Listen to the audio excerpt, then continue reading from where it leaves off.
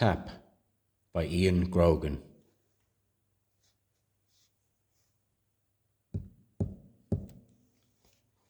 You awaken out of what was once a deep slumber.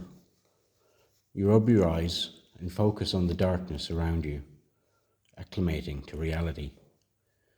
The clock on your nightstand says 3:42 a.m.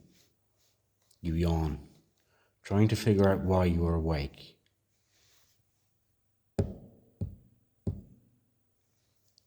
A sudden and unfamiliar rapping sends a deep shiver down your spine. Turning to your side, you nudge your partner, who only moans as an automatic response. You are alone. You sit up, creakingly, in the king-size bed, push the comforter to the side and dangle your feet off the edge. Slouched, you let your elbows rest on your knees as the rest of your body restarts. You nearly fall back to sleep in your own cupped hands.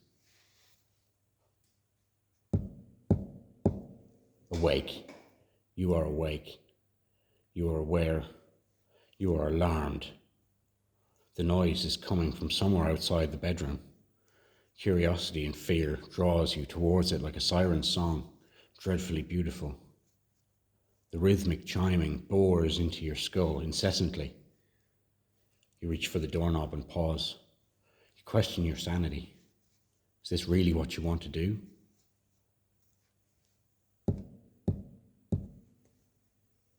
The hallway stretches even longer in the dark.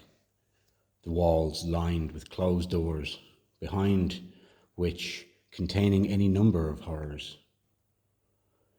A weird thought to consider, knowing the reality of what lies beyond those planes. This is your house, not your torment. Each step causes the floor to creak. You are walking quieter and still, no avail. Heel, slowly. Toe, slowly. Creak, wince, breathe, repeat. You come to the first door and place your ear against it. There's a slight rustle and a snort. A glow from a light peers through the crack and glides gently across part of the floor. You open it. It is your son. He's lying underneath the dinosaur blanket, cuddling his teddy bear sound asleep. He rolls over to face you, eyes closed, the green glow from his nightlight causing the shadows on his face to contort. You contract in a slight panic, careful not to make a sound. Keeping the knob twisted, you quietly close the door.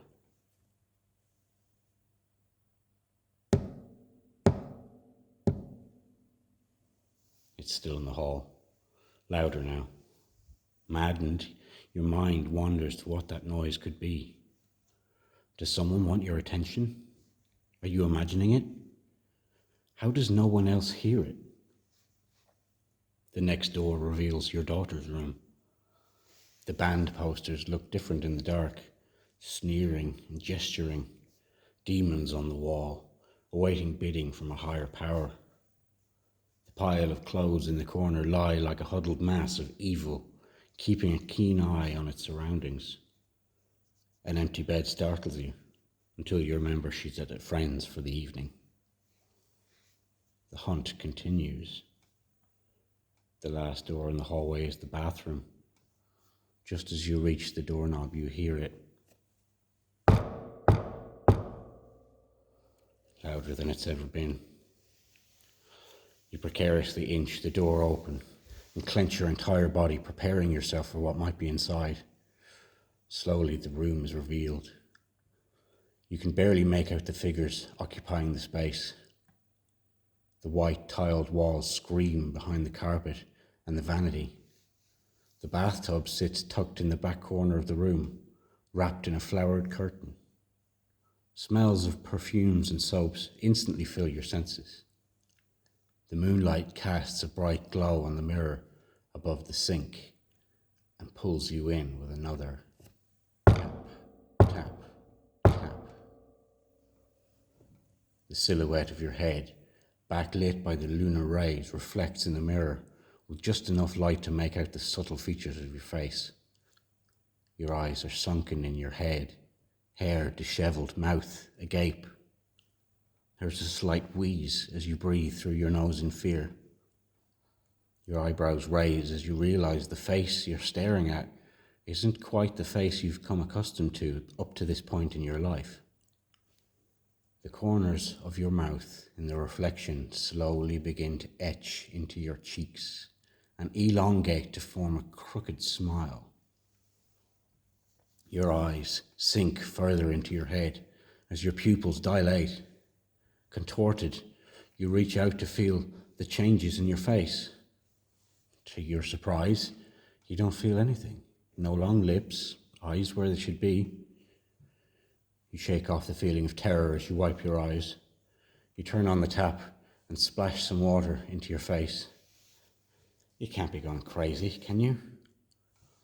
Finding your way to the tub, you sit on the porcelain for comfort as you try to reconnect with reality. You replay the events of the last few minutes in your head. You listen for the tap. You feel your face. You pinch yourself. Everything seems normal. You wait. The knocking at the door startles you as you frantically jolt about in the bathtub. The sun is glaring in from the windows, warming your face as your vision adjusts to the surroundings.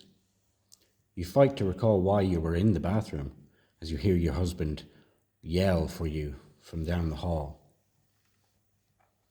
You look back at your reflection, closer. You examine every feature, crevice, hairline, anything you can make out in the hazy atmosphere.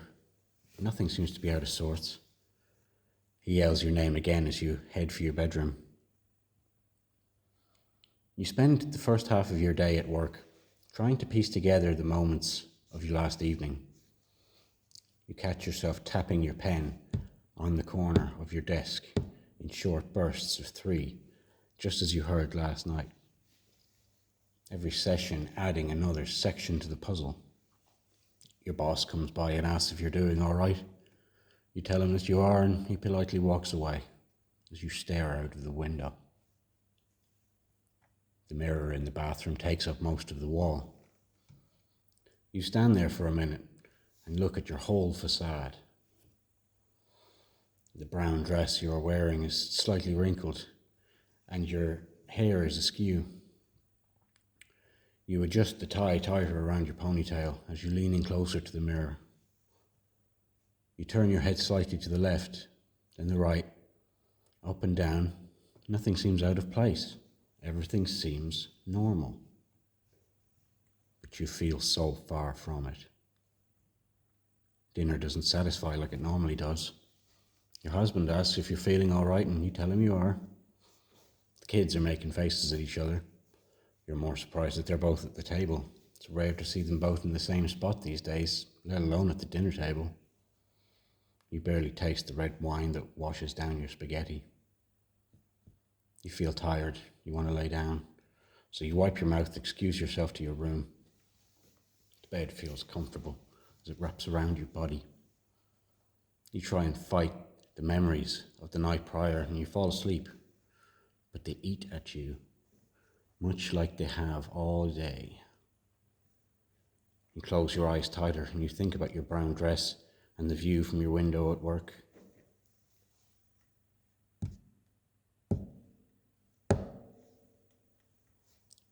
The clock says 2:17. Somehow you must have fallen asleep. You didn't even notice your husband coming to bed. He doesn't notice you startling awake. A burning tingle singes every nerve in your body. The rasp beats on your eardrums with a powerful thump. You can feel the pulse of your heart pump cold blood through your veins as you hear the curse once again.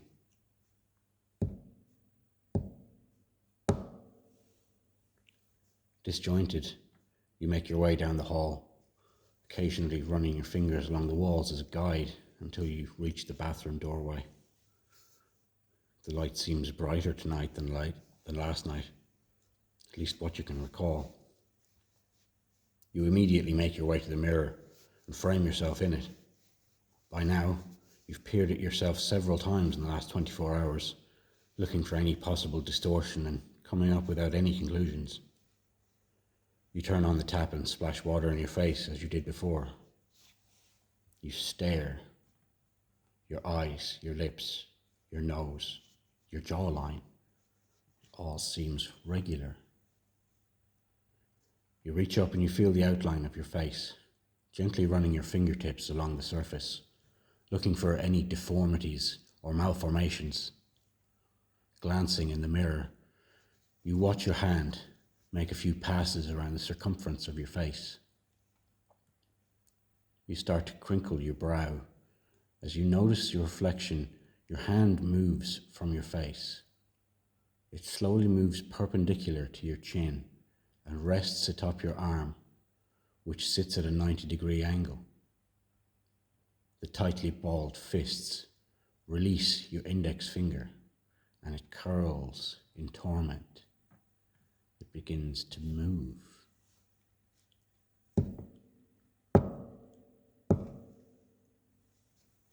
Noticing it isn't your hand making the noise, you step back in shock.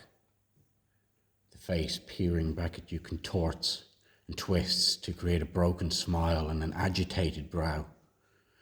You hardly recognize the figure staring back at you. You step back even further. The image stays the same. The fist contracts and the finger curls and knocks on the mirror with its knuckles. By now, you needn't know the expression your face is making. You can feel the terror encase your body in a tomb. The smile extends further up the cheeks and parts ever so slightly to reveal a row of crooked teeth. The fist turns and it begins to bang on the mirror. Bang, bang, bang, bang. This time there is no rhythm, just banging, hard, loud banging. The sound mirrors the pulse pumping in your veins. Bang, bang, bang, bang, bang. It continues. You're unsure. You panic what to do, where to go. Bang. The mirror begins to crack. It starts out minimally, but it begins to grow. After only a few bangs, it splits nearly vertically. Bang, bang, bang, bang, bang, bang, bang, bang, bang. You open your mouth to scream, but nothing comes out. The mirror shatters, sending thousands of faces of terror scattering around the bathroom. You lunge backwards to avoid the destruction, but slip on some excess water, and as you do, you fall back into the wall. The world goes black. The warmth of the sun awakens you. You find yourself sprawled on the tiled floor of the bathroom, with the red bath mat tangled under your body. Your mouth is parched, your vision blurred. It takes a moment, but you find the strength to prop yourself up into a seated position. You grasp the edge of the sink and pull yourself to your feet. Terrified, you look to where the mirror once hung. To your surprise, you see your reflection staring back at you, dishevelled, but otherwise unscathed. What the hell? You pound your fist on the desk today, rhythmically. Bang, bang, bang. Angry, confused, frustrated, terror-possessed. You grind your teeth, trying to comprehend your surroundings. Your boss asks you if you're all right. You tell them you're fine as you look out the window. Standing in front of the mirror at work, you stare into your eyes. You recognize your stance, your facial features, your voice, but your eyes don't look familiar. You lean closer to the mirror. Can't seem to work out what is different. At dinner, you sip on your wine and continue to cut into the Salisbury steak in front of you, carving out delicate slices, sending them through the brown gravy and bringing it to your mouth. Your husband asks you if you're feeling all right. You tell him you are as you go back to your steak. He points to your hand. Why are you cutting with your left hand? I thought you were right-handed. You slowly raise your head and match your eyes with his. For a moment, no one moves. He screams in terror as your smile begins to slice into your cheeks and your eyes sink into your skull as you grip the knife even tighter.